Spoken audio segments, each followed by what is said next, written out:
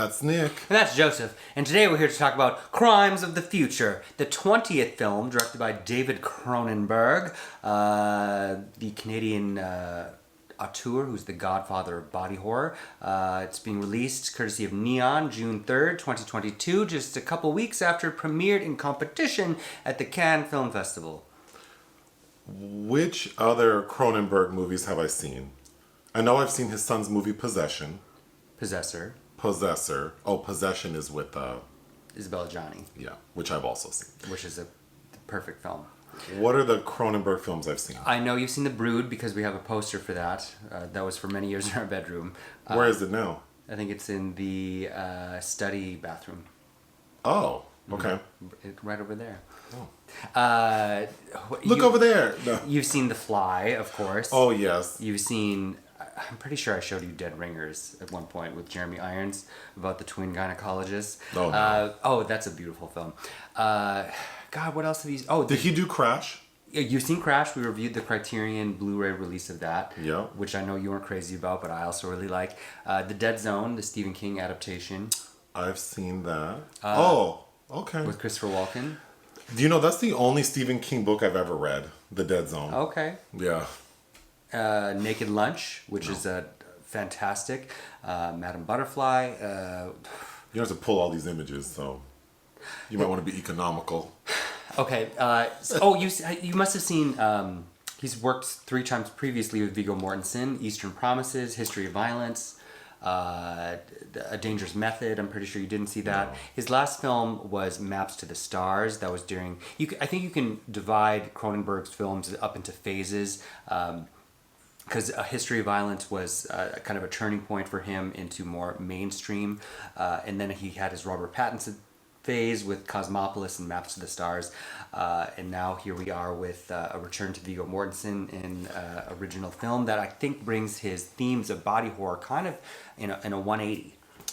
You saw this in Cannes? Yes, and I think I was quoted in one of the previews. Yes. I think that I was in the camp that absolutely loved this film, and most people didn't seem to feel that way. I thought it was interesting. Mm-hmm. Okay. The basic story. This story is kind of complicated. We live in a world where humans have evolved such that they don't feel pain, are not subject to infections, which gives people a lot more freedom to not be careful with their bodies. Okay. Viggo Mortensen and Léa Seydoux play like a couple who are performance artists. And their art is to basically like perform surgery. Like Léa is performing surgery on Viggo in front of an audience. So it's very bougie. Okay, so there's that component. The government has this like secret agency that is attempting to control people's bodies because humans are starting to develop like random organs. So there are 2 camps of thought. There are people who are saying we should allow humans to like grow these organs and see like how we evolve. And then there are people who are saying, no, we need to rip out these organs because they're basically like cancer. And we don't want humans to evolve into something that does not make them human. And the insidiousness of the governmental camp is this tracking to make sure that humans kind of stay the course of humanity in evolution instead of kind of straying from the path and becoming something that's maybe not human at all. Right. So Viggo, his character believes that he needs to like extract these organs because they're basically like tumors.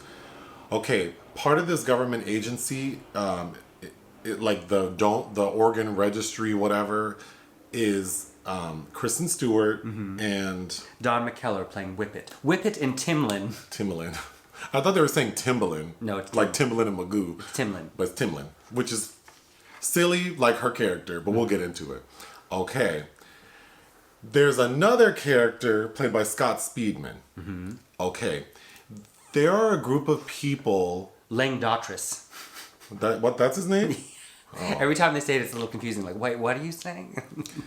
There's another group of people who have all had this surgery performed on them that allows them to digest basically like toxic waste. Plastic. But it's in the form of like these purple, they look like purple chocolate bars.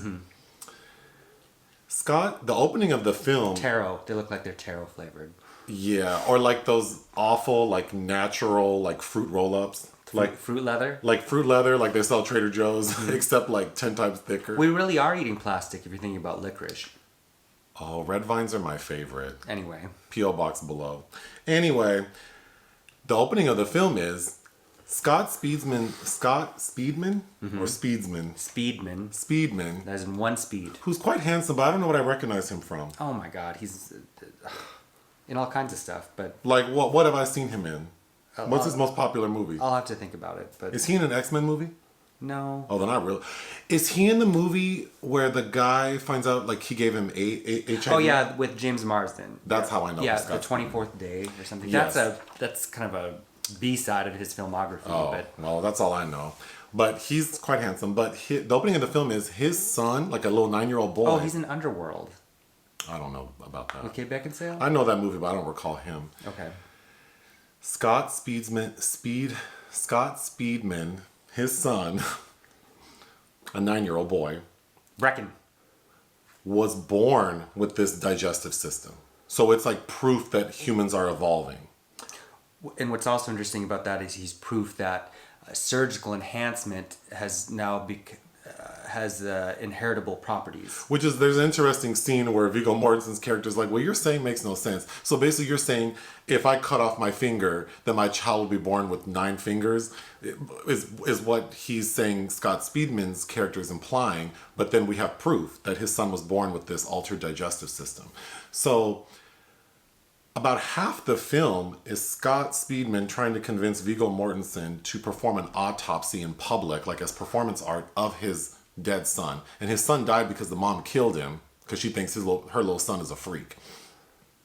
They finally do the autopsy. And we see that little boy, all of his organs have been replaced with these like tumor organs that have been removed from other people. And this secret agency did it because they don't want Timlin. Society to know. In conjunction with the NVU, the new vice unit. Which is the secret agency. They don't want the public to know that humans are evolving in this way. And then the final scene is, we see throughout the film that Viggo's character has digestive issues. Like, we can get into like all the equipment that they're using, but we see that he has digestive issues. And in the very end, he says, you know what, let me try the purple candy bar and let's just see what it does. Because he's no longer able to get food. Because he's having a hard time eating like human food. And he eats that purple candy bar. And it's important to know, we see someone eat the purple candy bar earlier in the film and they immediately die. Like it's poison. But he eats it and he has no problem. So clearly he has evolved. And the film zones out into this black and white because Seydoux is filming him with this like finger camera where he kind of looks like Falconetti in The Passion of Joan of Arc. You'll have to pull up a photo of that. Sort of, like he's become trust you on an that eternal martyr, a martyr for the cause. Yeah, so that's the end. Okay. There's a lot about this film I liked. There's some really interesting themes, and visually I think it looks really cool. For what I'm assuming is not the biggest budget, the filmmaker really did a lot with it, and it looks really cool. But I think that the visuals and the really sort of provocative and timely messaging takes a back seat to sort of like camp and goofiness that I'm a little disappointed by, because, you know, I love silly shit and I love campy shit, but usually that kind of stuff has a more subversive message. This one is very clear and powerful and timely, and I just think that it gets minimized. Particularly, and I like Kristen Stewart. It's not her fault. She did a good job with what she was told. I was highly entertained at her, yeah. She is, but I think it takes away from... See, I can understand that, and I think Cronenberg comes with a certain expectations, and again, that's why I wanted to make the comment about how you can bracket like periods of his work, and this is very much feels similar to something like Maps to the Stars, and I like this film better, but that didn't detract from me, and I think this is one of those films that once you get past the initial disappointment, perhaps, because it's not, he's resisting giving you what you think you're going to get, knowing from this maestro of body horror. But I think this is a film that will be kind of beloved by cult enthusiasts like 20 years from now. I think it's good. I would recommend watching it. So I'm definitely not shitting on it. It's just, from my taste, I feel like... Sure, and I can understand that. Whoever wrote the story, I think they... He did. Oh, he did. He incorporated some really provocative and interesting things. So I just wish it's like... It is a film of... It's a film of discourse. It's just overly loquacious. It's all conversation. There aren't really... There aren't any really great dramatic moments. It's kind of a flat line in that sense. Can I go through my notes? The mother of the 9-year-old boy, I thought she looked like the girl from Ozark. Who's that lady? Julia Garner? The blonde with the top ramen hair? Yeah, I thought they looked very similar. I liked that lady, though. Who's that? It's filmed in Greece. She's a Greek actress who I'm not familiar with. Oh, I liked her performance and her look. She was giving me young Jennifer Jason Leigh, she's beautiful. Who is, of course, part of the Cronenberg universe in Existence. And Wippet, I thought was interesting, played by Don McKellar, because he fulfilled this energy of like an Elias Koteas, who's in many... Cronenberg films. Anyway, getting back to the Ozark lady, I thought the opening scene was good because we see her little boy like playing in the like ocean, and she's shouting at him, "Don't eat anything in there." Like, don't eat anything that you find in there. She goes, "I don't care what it is." Like what's he gonna eat? And then we cut to him in the bathroom, and he's eating like a plastic waste bin. And I thought the sound editing and like it looks really cool. And the bathroom's kind of grimy. It just has a cool feel. Then you could tell she's like disgusted by his ass. And then you see her standing over him while he's sleeping with a pillow in her hand. So you already know where this is going. And she suffocates and kills that boy. Then, if that's not enough, we hear her call someone to say, tell my baby's daddy to come get his little freak of a son. Oh, he's dead. That thing he calls a son, yeah. Yeah, that corpse that he calls a son. Like, wow. Okay, that was quite the opening. And then you also... Oh, and there's a really cool visual of like a ship that's like... It was filmed in Greece. Yeah, that looked really cool. That's where we also... And she later references this when Viggo's character's name is Saul Tenser, visits her in prison. She talks about the... fluid that comes out of his mouth, like an acid that breaks down this material, which is very much like the fly. And also in the sound design, you hear the buzzing of flies quite a bit. Like this is a world that's rotting and mutating into something else. Speaking of the sound design, I don't like hearing people cough or hearing people eat. Like it just grosses me out. And Viggo's character is constantly making like these gurgling, coughing sounds, and then we have to hear him trying to eat, and he's like... Yeah, because it's like his throat is closing in on itself. I also think, since I don't know Cronenberg that well, my only thought when I think about that name is body horror. And I felt like maybe I was a little disappointed too, because this film doesn't seem that gruesome. And the most gross part of the film is the sounds Viggo is making with his like throat and mouth. Well, that's why I think it's body horror. He's come to a 180 where we're now... This is all about inner beauty. There's an inner beauty pageant that's going on here as well, about the internalized... portion of the body, because everything is these people that are evolving are having problems with human biological functions like sleeping and eating. So I think the biggest message I took away from it is that we're evolving as a result of our environment, which is like the basis of evolution, right? Like that's how all organisms progress. But then humans, we have such a big hand in our like the destruction or I don't want to be so negative, but like the alteration of our environments. So then like the main storyline of Scott Speedman and this group of people learning to survive or find sustenance from like waste, like the byproduct of all of our waste. Which is fascinating. So it's also fascinating. But then another topic is that because people don't feel pain the same way, like seeking out pain is arousing. So then like there's a scene between Kristen Stewart and Viggo Mortensen where basically she's saying like surgery is the new sex. And I thought that was interesting. Well, and I liked his off the comment, like, do we have to have a new sex? But then the film doesn't feel particularly sexual. Like we do see moments where characters seem aroused from like the harm they're doing to their body, but it doesn't play the same because they don't feel pain. So we've all seen movies or Real Sex or whatever the HBO show was. That was the first time I learned about, which was 25 years ago, when I learned that there are people who like to they enhance their bodies and put hooks in their back and like for arousal.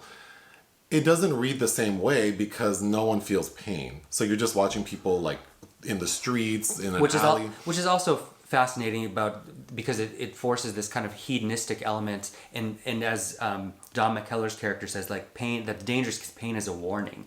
And so we're kind of rushing towards a cliff that humanity is going to fall over. Right. There's a really cool scene. There's another performance artist we see his mouth and eyes get like sutured shut, and then he has ears all over his body. And then basically they're saying like it's time to listen. And then we see this person like dancing to music with these ears all over them. I thought that was really interesting. And I think you actually went to the bathroom during that part because it's at this venue called Clinic where other people are doing performance art like Viggo Mortensen. Somebody's asked him, "Are you jealous?" And he's like, "Oh, if you like escapist propaganda." Oh yeah, I missed that.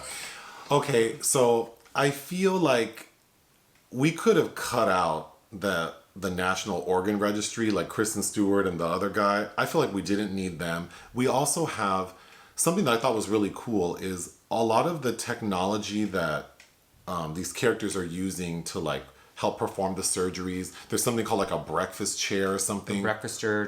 Where I loved that. It assists people with digestion, but all of it looks like organic. So it all looks like vertebra or I thought that looked super cool. But in addition to Kristen Stewart and the other man feeling like kind of unnecessary, we also have like technicians. See, I think that they are catalysts for what's happening in the background though. Sure, but then I think on top of that, we also have the NV whatever. The NVU. Which is run by this black man who I thought his performance was not the best. I think it's fine. Again, but it's all talking. It's all of them have these key moments where they have to get across. Again, I think it's just a film of like science fiction intellectual discourse. Sure, but I just felt like it was extra. Like, I think the point was very clear that there are two camps of thought. Sure. And the government does not want people to evolve into something that's not human. And neither did these technicians for life formware, which creates these things, because they would then be obsolete. Right. And there is a certain amount of cheesiness with that, such as the death of Scott Speedman's character. But I think that's purposeful. Well, I'm not saying it's not. I'm just saying that for my taste, it felt like extra and a little tedious when I think that could have been taken out and we could have spent more time talking about these themes and showing more things than just having these two technicians, because they're equally as sort of quirky as Kristen Stewart's character. So it's a lot of kind of silliness and goofiness. Sure. Intertwined with some really strong messaging. Well, I think it's also because we can't, when Cronenberg started out, what audiences respond to is different. And I don't know, the horror itself and what we find horrific is not really possible anymore. So what's more, a different way to disturb is through comedy. Okay. The Viggo Mortensen's particular condition that he has is called accelerated evolution syndrome, which I thought was interesting. And he is one of the few that can feel pain, but only in sleep. And he has to, the apparatus, his bed, preemptively can tell when he's going to be in pain and kind of injects him with something. I don't know. So many interesting... Something else that kind of confused me is, so we know that people don't experience pain and like risk of infection, but then I was confused about scar tissue because... Sure, it does. Again, there's so much it's addressing. I feel like that's just something that fell to the wayside. That felt very, like I was very distracted by that because we see Léa Seydoux's character get cut up and then the next scene there are no scars, but then Viggo's character, he has scars, and then other characters you see people in the street just like cutting up their thighs and their feet, and it's like, well, I mean, we're not really addressing like how much damage can a person do before it might incapacitate them. So I think that's where maybe getting rid of a couple of side characters could have been used to explain like, what are people willing to I think what the film doesn't really dig into, which would have been fascinating to me. So I'm not saying it's not good. It's just, to me, what's more fascinating is like, how much are people willing to sacrifice to find pleasure? Because I feel like that's something we can all relate to. So I also get the sense it's a world that's really fluctuating faster than any of these characters realize based on kind of what's happening. Like even the surgery is the new sex, and Viggo Mortensen says like another epiphany is, and this agency that has just been created that is still secret because they're not quite ready to unveil themselves it's a topsy-turvy world that's... Yeah, I agree. It feels intellectual. I'm not saying that it doesn't make sense. I just, again, such interesting topics. I wish we could have... To me, it's all about how art versus evolution, because they're saying theater is art and art is control, and that is the way to stop progress even, the natural progress of the body. Yeah. I really like Viggo Mortensen. I think he's kind of droll and entertaining. Yeah, and like he has some appeal to him, like because in this film he's often covered up, like it kind of reminded me of Moon Knight when he's wearing the... Sure. Somebody said he looks like a ninja all the time. Yeah. I thought it worked well, and then he has these sleeves that are long, like those emo sleeves where you put your thumb through the end of the sleeve, and then there are moments when he's kind of flittering them, like dismissive. Yes. I thought that was really cute. Then there's a scene where Kristen Stewart kisses Viggo, and they kind of... First she puts her fingers in his mouth. She puts her fingers in his mouth, and then they're kissing. Like maybe kissing is not a thing people do often. I thought that was fun. Well, he stops. He's like, I'm not so good at the old sex. So I really like Léa Seydoux more than you do, I'm sure. But I thought I liked her in France. Yes. I hated her hair. I thought she was... And in this movie, I don't like her wig either, but go ahead. I thought she was fascinating, and I always think she's kind of captivating to look at. But she takes on this energy that's a lot like David Lynch using Isabella Rossellini, with this woman with this foreign accent saying all these kind of strange poetic things. And I really like the autopsy scene. Yeah. Because if you have to think about these actors in this universe, and she's conjuring all this emotion over this really ridiculous moment, and she's just getting worked up, and I thought that was fantastic. And she has a really good line about this public autopsy they're about to do, and she says, let's be like professors of literature where we have to unlock the message in the poem. I agree. I thought that was a very good scene, and I think of all... Viggo's character is not played super quirky, so he worked well for me, but I think of the quirky characters, like the technicians, Kristen Stewart, the other guy, and Léa Seydoux, I feel like the guy, what's his name? The National Organ Registry guy? Wippet? I think that characterization worked well, because he's being very coy with Viggo, and there's a moment where he's kind of like hiding behind a shelf and like look. I thought that worked very well, and then I think Léa Seydoux, her weirdness worked well for this. So I'm into it. When Kristen Stewart, Timlin asked her like to explain her relationship to Viggo, and she's like, she was a trauma surgeon that had operated on him, and she said, we unleashed something in each other. She's very much like us. You and I? Yes. I love the score by Howard Shore, and this is the first time that Cronenberg's working with Douglas Koch as the director of photography, who lends I've Heard the Mermaids Singing from 1987, which is just getting a restoration, I think, this year as well. I really like the visuals of the technology because it does look organic, and then like the camera that we see Léa Seydoux's character use twice is like a ring, and it looks it kind of reminds me of like, what's that movie, Pan's Labyrinth? Mm-hmm. Sure. Like it kind of has that feel, so I liked it, but I could not stand the control they use to control like the machines that do like the surgeries. Oh, that little like it looks like a scarab beetle with. It looks like a bullfrog that has like Rainbow Bright buttons on it, and then the way they're pressing them, that drove me crazy because like there is no rhyme or reason to what there is not at all, and that was very distracting. But again, I think that's part of the wonderful cheesiness of it, kind of like Maps of the Stars, which got a lot of flack for some of the special effects, and it's like I think that he meant that on purpose. If you haven't seen Maps of the Stars, by the way, that is not to be confused with A Map of the World with Sigourney. And also Julianne Moore. Julianne Moore's performance in that Cronenberg film is fantastic. My last note is the only thing that made me uncomfortable in this film is when we see the autopsy of the little boy, like this 9-year-old boy, he's nude and there's like a lot of it, and I thought that was really uncomfortable. But I was surprised that the actual like gore part of it, again, wasn't as... But then, like you said, maybe it's just finding new ways to invoke, like grotesque, whatever. Like, well, because you're watching these people react in a way like they're horrified, but us watching it's like... but again, I just really fell in love with the dialogue in this film and the ideas, and at one point Viggo asked the undercover cop, like, why is it called the new vice unit when it has nothing to do with kind of what you're policing? And he's like, well, because evolutionary derangement doesn't sound sexy, and sexy means financing. And there's this bit about how designer cancer. I don't know. It's just, I really liked it. I would recommend it. It's worth your time. Sure, but I can at the same time it's very art house. It's very esoteric. So I can understand. I think checking one's expectations at the door, considering what period of Cronenberg you might love the best. This is very much, I think, new territory for him. And I don't know. I'm excited to see him back and being gone almost over a decade or under a decade. But what would you give it? I gave it in my review 4 out of 5. I would give it 3 out of 5, which is good. Yeah, that's very good. He has a short film from 1970 of the same title, which has nothing to do with this, which I also find interesting. Oh, he has a short film called The Crimes of the Future. Oh, that was the other thing. I don't really understand. The title is kind of lost on me.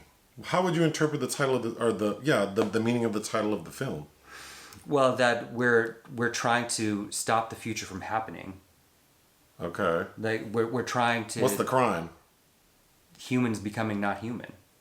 Okay. And devolving into something. I'm not arguing. I mean, I is what I was thinking. My first thought was like, I don't know how I would explain the title.